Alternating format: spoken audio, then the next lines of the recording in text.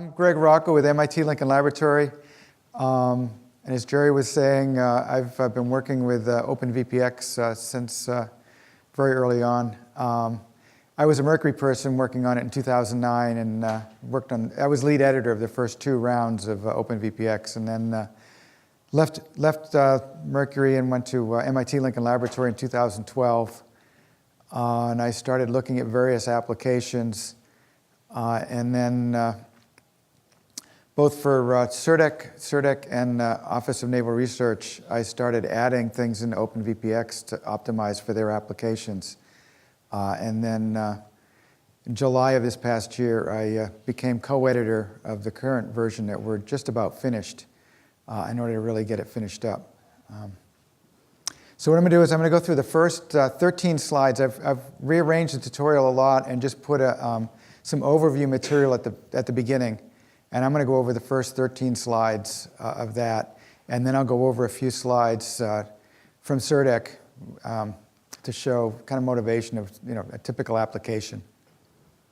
So this tutorial, it's been out there for a while. The web address is at the bottom of the slide where this version is.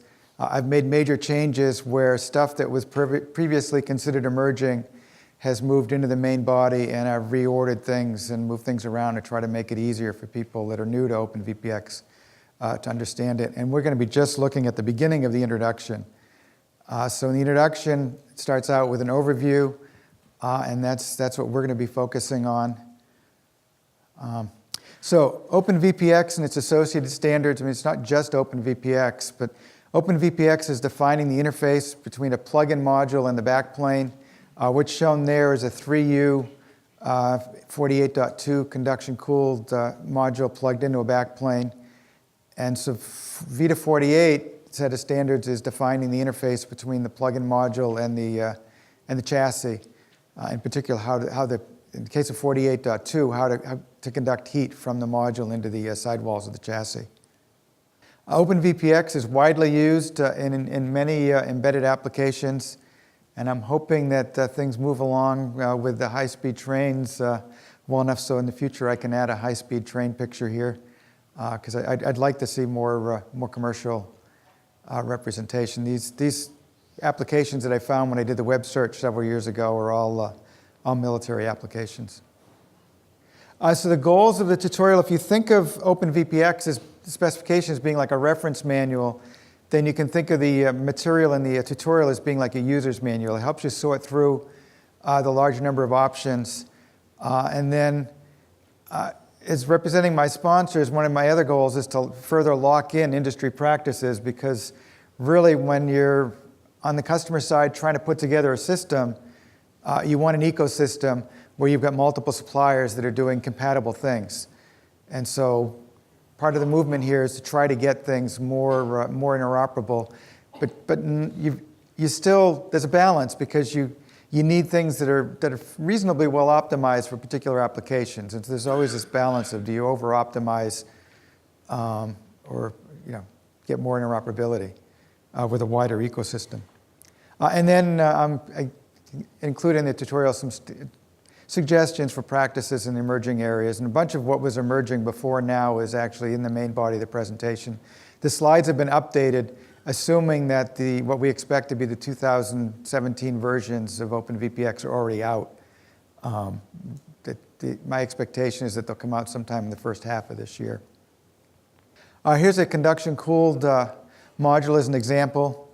You can see in the upper left there, you can see it's got wedge locks on the sides. That's set up for 48.2 conduction cooling. And then down to the right there, you can see the PWB itself. It's got sites for a couple of XMCs or PMCs.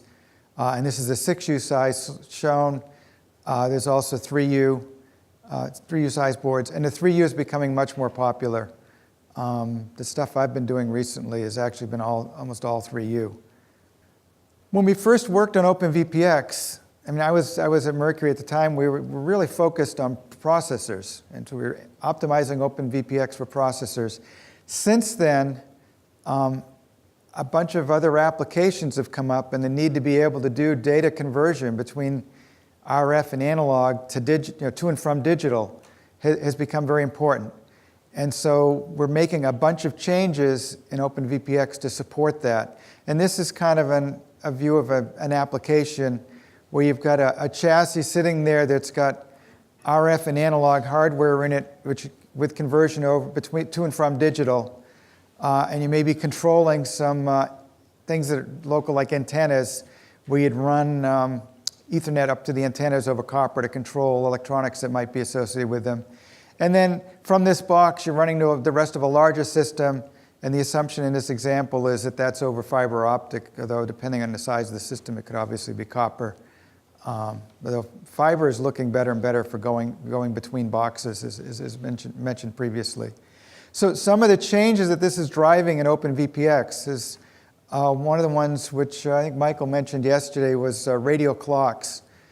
And the currently VPX has a bus for clocks, and that's okay if your goal is to have timing good enough for debugging and figuring out which when things have happened, and for setting time to a microsecond or so. But when you start trying to do very precise timing and controlling ADDs and D-days down to very precisely clock things, you really want radio clocks, which has been done by other instrumentation standards. So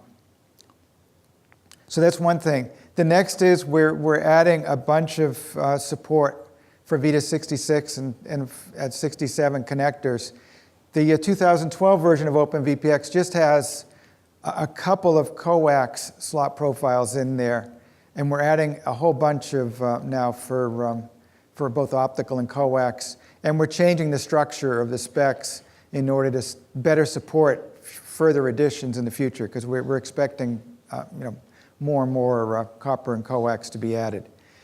And then we've got some control plane switches that have been added with a mix of copper and fiber on the switches, and then some data plane switches with a mix of copper for inside the chassis and fiber for going outside the chassis.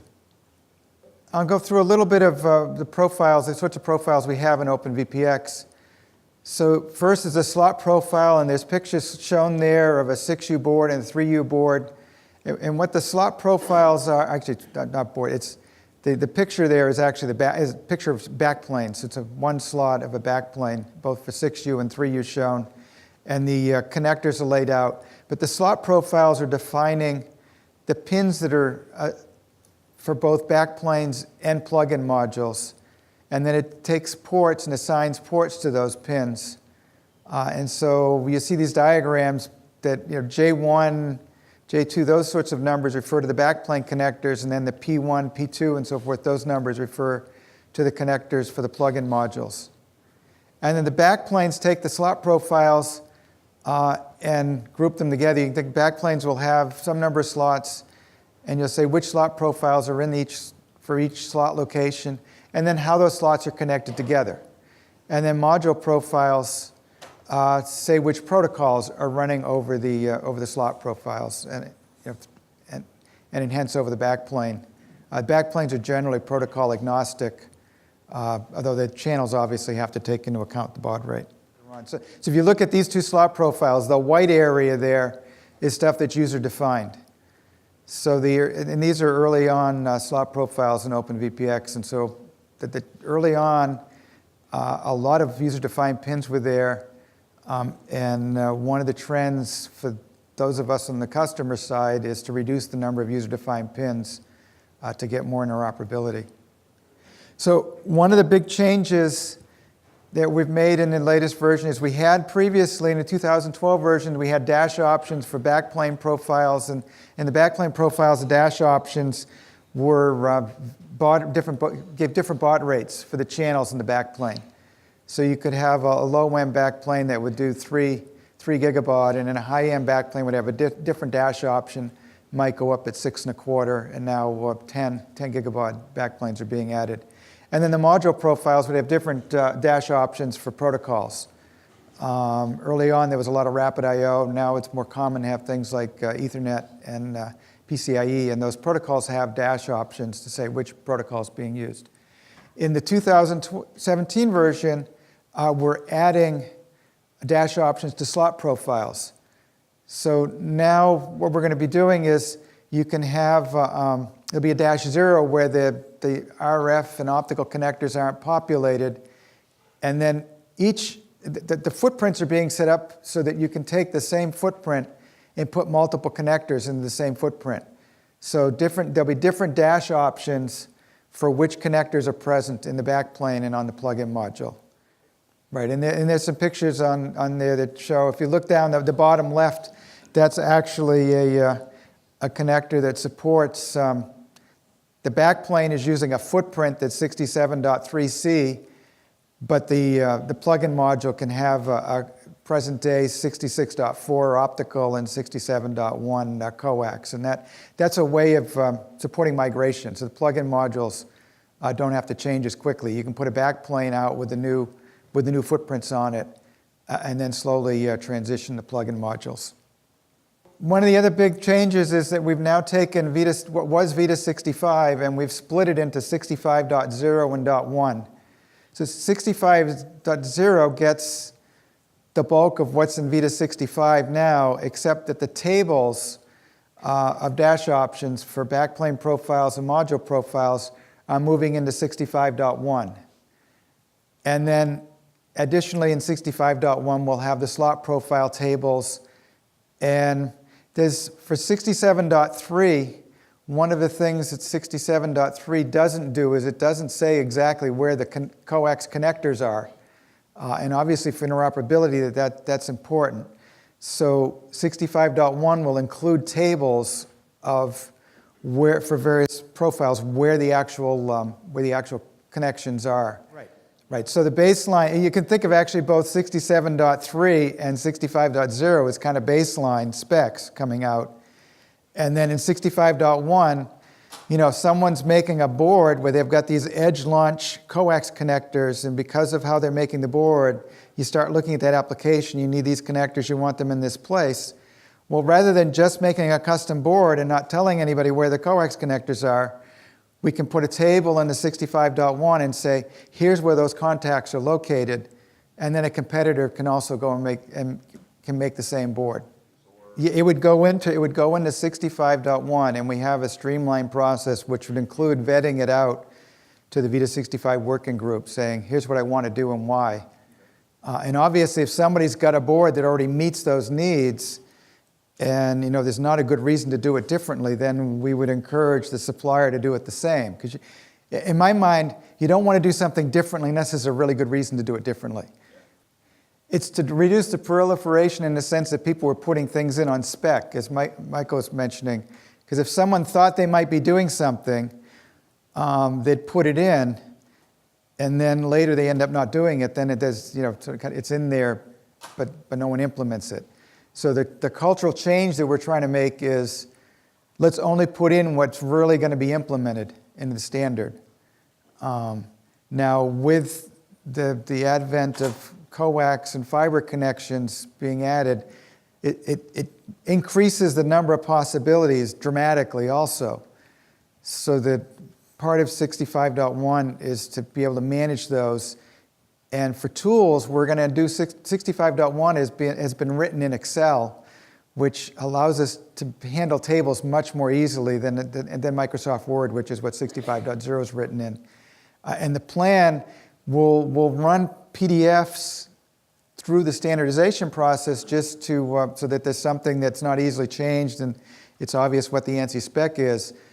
But everybody who purchases the 65.1 PDF version will also be able to purchase the Excel version. Well, the Excel version will be included. And the expectation is that engineers that are actually working with things will use the Excel version. And then they can do things like filtering and sorting also to go through the profiles. So it should be a lot more manageable that way. As we've been talking, part of the goal here is to have a change in the group culture. The 2012 version of OpenVPX has dash options that were put in with no immediate, no plans to implement them. Sometimes it was done for consistency among profiles, and then other times they thought they might do it and they didn't. And so, what we're trying to do now is put in things that are really going to be implemented, that are fairly far along in a sense in the actual process. And we're planning to revise 65.1 more often than 65.0. My expectation is that we'll revise 65.1 probably on the order of once a year, and then 65.0 will probably be every 2 or 3 years as things get added. All right, so I'm going to wrap up the tutorial section of this talk, and then I'll show a few slides from an application that I've been working with CERDEC. So OpenVPX and its associated standards define interfaces between plugin modules and chassis. And obviously the products for OpenVPX are intended for a harsh environment. We're splitting what was Vita 65 into Vita 65.0 and .1, where 65.0 contains the diagrams and the text, and 65.1 contains the profile tables. We're expecting the new version of both those specs out in the first half of this year. We've put in changes to support data acquisition in RF subsystems. There's radio clocks for clocking A to Ds and D to As. And then we've put in lots of blind mate, optical and coax support. And we're encouraging a culture in the working group where things aren't added until it's pretty clear they're going to be implemented.